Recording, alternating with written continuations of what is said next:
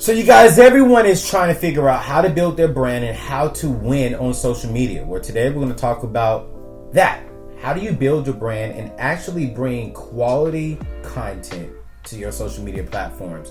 I'm here with my good friend Emily today, who is a social media expert and a brand expert when it comes to social media. So keep it locked right here on today's vlog.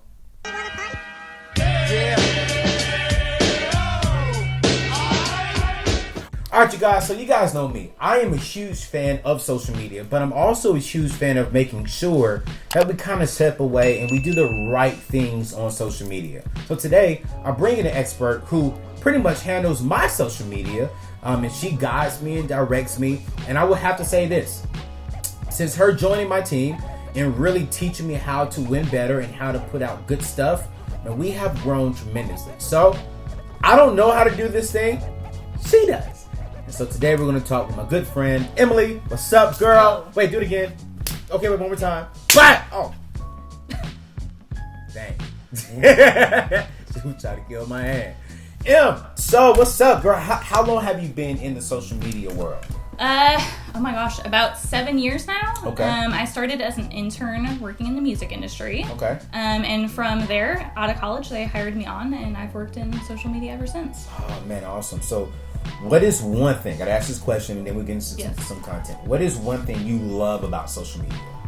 I love how it can connect people, right? Like, you can connect with anyone in the world. Yeah. You can build friends. Like, I've made friends on social media that, like, eventually I got their phone numbers and, like, we text and have that relationship. But you can create such great friendships and you can create such a great fan base and a community on social media.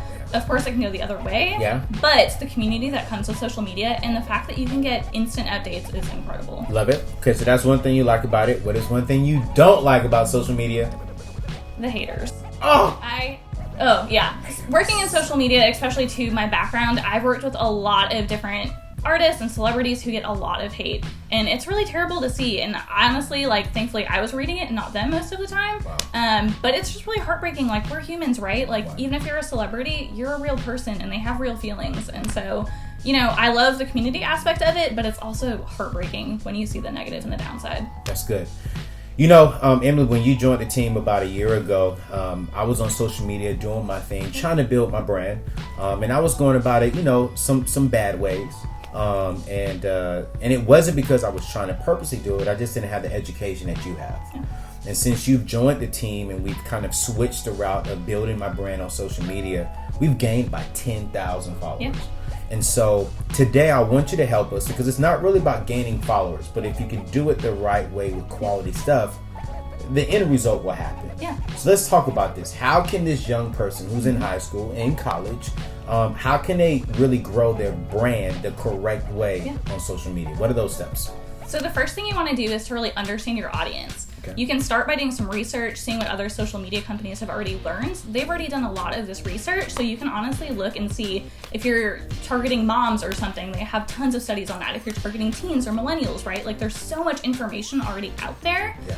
Another great thing is to look at similar, well-established brands or businesses and see what type of content their audience engages with, right? Like, I know we do this for you. We look at some of the people who are really popular in the space, and we look and see what type of content is their audience engaging with. How can we create content that speaks for you that's similar to that? Another really important thing to remember is to be authentic, right?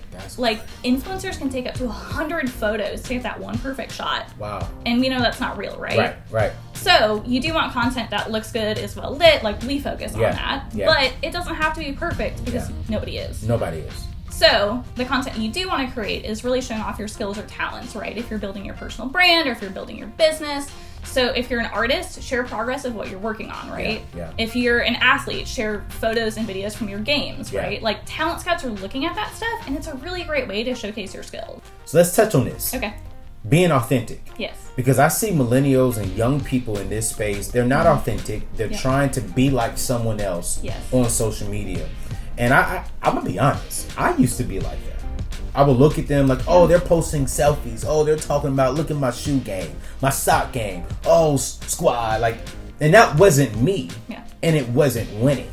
And then when you came on board, it's like, Anthony, people look to you for insight on how to win, how to get out of debt, you know, how to grow their spiritual life, you know, how to graduate college. how to pretty much be a smart young person.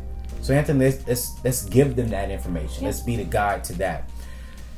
Authentic. What are some ways teenagers, millennials, can be authentic?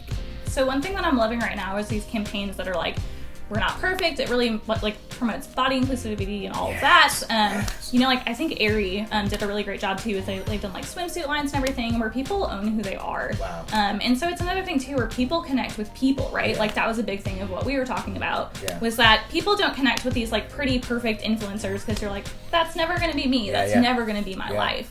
And so just really owning who you are and just accepting the fact of like, hey, none of us are perfect, and we know that Instagram mostly isn't real life. If you can just really own that and start to develop content of like, I want to connect with actual people, so let me create content that will speak to them. Man, that's good. Like for an example, I know there's this young kid out there that I follow. He has like 100,000 followers, but what he's known for is he loves shoes. So the majority of his page is him reviewing the latest shoes that just came out. And that's dope to me. Like, he's not out there posting selfies and pictures of this and that and him drinking at a club or something like that. It's like you go to his page to learn more about the shoes that are coming out. And to me, that is smart because it helps me, but it also builds his brand and it's positive. Yes. And so that's what a big thing, like if you highlight content that shares your passions or your talents, and if you also strategically use hashtags, which we'll cover in a minute. Okay. So if you do that, like you said with this guy who posts sneakers, like people who are interested in that will naturally find you, right? Like you don't have to post content that isn't you trying to find this fan base. Like if you post stuff that's true to you and actually sparks your passions, other people have those passions and they're going to find you. Man, we're hitting on some good stuff right here. Know your audience. Yep. And be authentic to you. Who are you? And be that person online. Don't be what the world thinks you should be. Be you. All right, so we got those two. What's next? So next would be strategy. Oh, strategy. Right? So I know this is something. Important. Yes, we've talked about this a lot. The first one, posting times, right? Okay. So if you think about it, when do you typically spend the most time on social media? At night, right? You're probably on all the time. I know I'm also on social media all the time. But when I'm looking for myself, when I'm not, being other people or in other profiles, I'm typically on at night, right? Yeah. And so what we've talked about a lot is try posting times at night. Yeah. So you can try posting at 6 p.m., 7 p.m., or 8 p.m. And kind of see what works best for you. I know we do this. Sometimes we go crazy and we post at different times. But two, you want to reach people when they are online, right? And you want to reach them when they're not sitting in traffic and they're not actually engaging with your content. You want to reach them when they're online, when they're actually thinking about like, I want to watch this video, or I was really interested in seeing this. You don't want them while they're in school casually scrolling when they're sitting in traffic. Like you want to get them actually connected with your content. That's good. I like that. And let's park right here too. Okay. Because one thing I really want to be clear with is as much, I'll be honest, I think I need to get off social media sometimes. Because sometimes I could be on there a little bit too much. And I think with this generation, it is important to know the correct time to post, but also make sure that you're not spending that much time to where it's distracting you from your homework, distracting you from your job, distracting you from the things that are priority in your life. Use social media as a tool, and using it as a tool, you got to know the correct time to post. Yes. And that is in the evening time. So what I suggest to all teenagers, because I got to put this plug in here, is to make sure that when you are posting, your homework, is done, your study time is completed, and any family time is completed as well, because you want to make sure that you're connected around those areas. But make sure, though, you're using the tool correctly. Yeah. And that's good. So this is some good stuff. And I'm telling you guys, if you all listen to her tips, you will win on social media. Because here, I got to say this too, because I just feel like preaching this real quick. I always get, everyone says I'm different. And here's my plug. If you really want to be different on social media, make sure that your different is making a difference in the world. That's how you become different. So you want to stand out. You want to be unique. Make sure that your uniqueness is causing a difference in people's lives. What do I mean? We're teaching people how to eliminate debt, how to stand out and build wealth, how to go to school debt-free. That's causing a difference in people, which is making Anthony O'Neill's brand different. And that's how you stand out. You got to know your audience. We do it at the right time, and we are authentic to that. And that's so important. So I just had to put that plug in there because I just really want to make sure that while we're teaching them how to win, we're also making sure that we have a solid foundation. It's really important. And that's so important. So we got those 3 things. Yes. Anything else? Let's talk hashtags real quick. Hashtags! So hashtags are a big deal. I know. Strategically using hashtags on Instagram mostly is a really great way to expand your reach, right? Okay. So if you're thinking about hashtags, you're like, what do I use? What makes sense? You want to do some research. You want to compile a list of hashtags that best fit for your brand or business, right? Dope. You can have an entire list of like, this could fit for different scenarios. This could work for different types of content, right? Like I know you have a ton of different areas of content, so we can create an entire list of hashtags that could work for your content. So when you go to post, you want to choose 3 of those. You don't want to choose all of them that you have on the list. Wait. But I've heard people say you should do 20, like hashtag as many as you can. So back to research, which we love. Yeah. Research shows 3 hashtags, typically the best. Okay. Right? Like you want to choose the 3 that are going to hit home the most because 2, you want it to relate to your content. Okay. Right? Like if you're posting this video right now and you posted about school or, that kind of fits, but it's not true to the content of this video, right? Like we talked about, make sure your schoolwork is done before you hop on social media. But if we're to hashtag school, it's not really going to relate. So people seeing that content, love it. It's not really going to hit home with them and it doesn't serve that purpose. Love it. So you want to choose the top 3 that best fit with what you're posting. All right, so we got the hashtags. That's something new for me. Again, she handles all this stuff. Before she was coming, I was hashtagging anything and everything because I wanted white space. But again, having the strategic plan when it comes to hashtags is so important. So 3, you guys, just 3. What we got next? So after you've posted, it's all about the engagement, right? Okay. So once you have that content up, you want to make sure that you're engaging with your audience. You're amazing at this, right? Like you own this space. Yeah. And so it's really important to engage with your followers and start building that relationship. That's good. Even too, you can go back to that list of hashtags you found.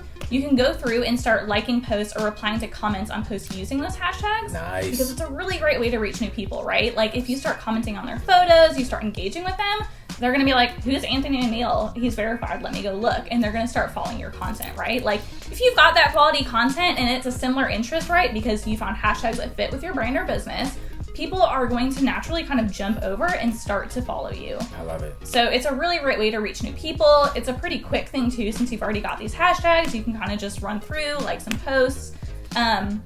Another thing to remember too, especially when you're talking about a business side of things, remember people use social media as a form of customer service. Yes. So by engaging, by having positive, feedback, engaging back and forth with your followers, it's a really great way to also build relationships, right? Yeah. Like when people go to complain about something on social media, it's usually about a brand.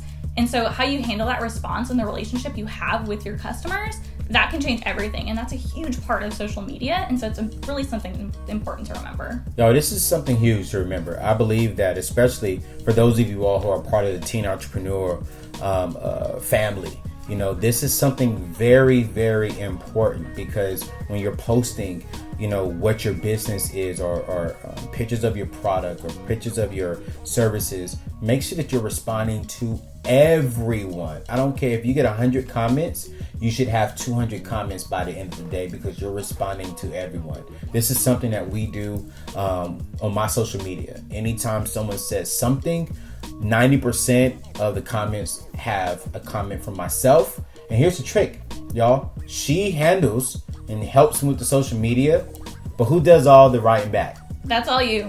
Oh, your boy A. O'Neill. So if you hit me up on social media, you're hearing directly from myself, which again goes back to being authentic.